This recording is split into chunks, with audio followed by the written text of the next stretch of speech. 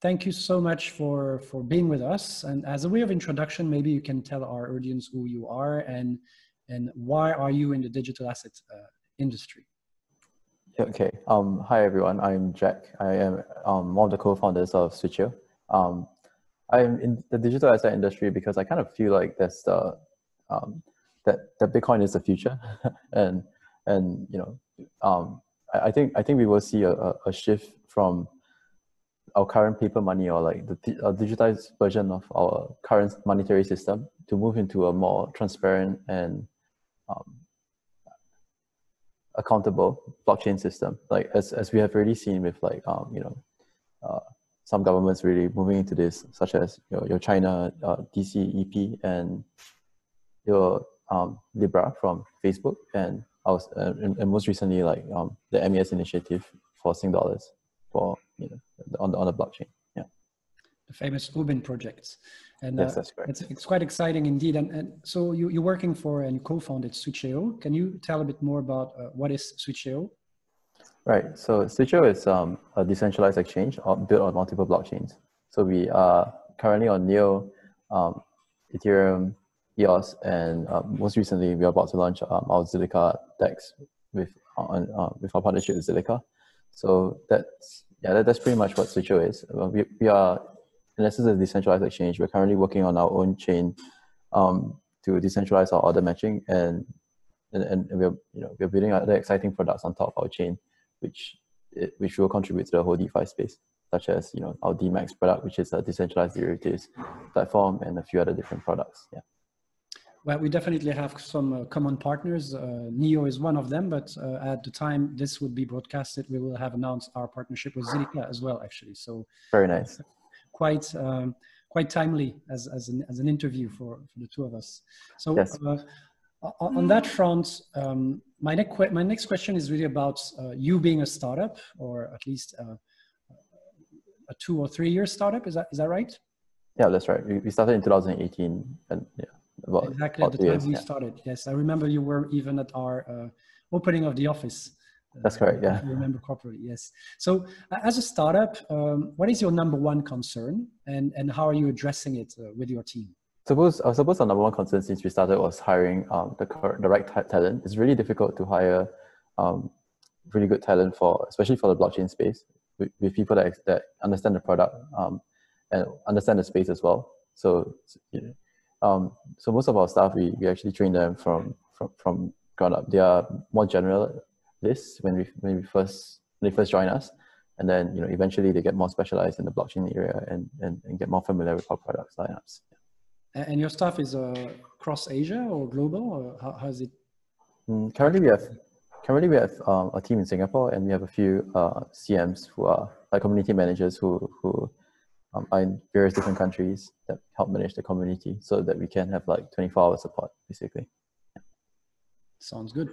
And our industry in general, so we both are in the industry of digital assets, and it's a broad term. It's about cryptocurrencies, but also gold-backed tokens, stable coins, digital securities in the future. What do you think our industry should be focusing more attention to in order to grow bigger than what it is today?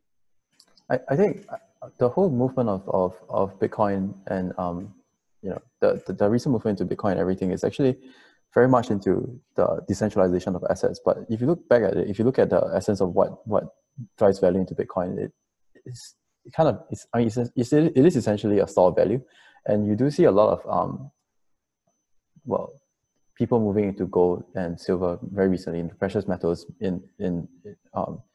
because they are kind of afraid, like the US government printing, it's going to affect the value of the currency, which may lead to some sort of inflation in the very near future. So people are hedging their US dollar positions with precious metals. And at the same time, you kind of see a lot of money being flowed into Bitcoin as well, because Bitcoin is kind of like, as what most people would say, digital gold, right? So this is actually pretty funny, because I was just about to buy like some gold earlier today, and I was looking at bullion stuff, but it's one of the bullion dealers in Singapore actually. So we kind of realized that the queue there is really, really long. I personally have a bit of physical gold, and with my Bitcoin position and everything else.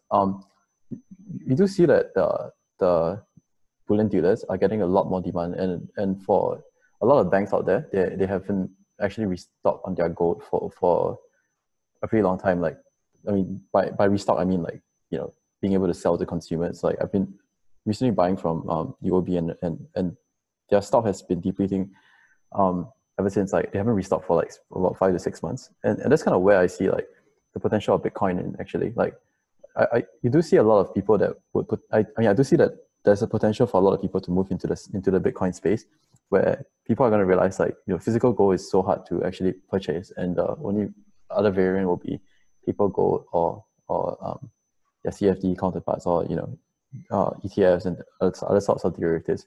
But I think if you want to own like a physical sort of asset like Bitcoin or gold, it's much easier to buy Bitcoin than gold currently. Yeah. Okay, sounds good. So you are in a decentralized space for sure, running with your colleagues a decentralized exchange. What is the role of third-party custody in the whole ecosystem in your view, and why are you working with on-chain custodian? Right. So a lot of people that get the misconception of custodians is that, you know, you're leaving your funds with somebody, which is kind of like leaving your funds on a centralized exchange, which is something that we've been advocating against. Which is, I mean, it's quite funny that we're having this conversation right now.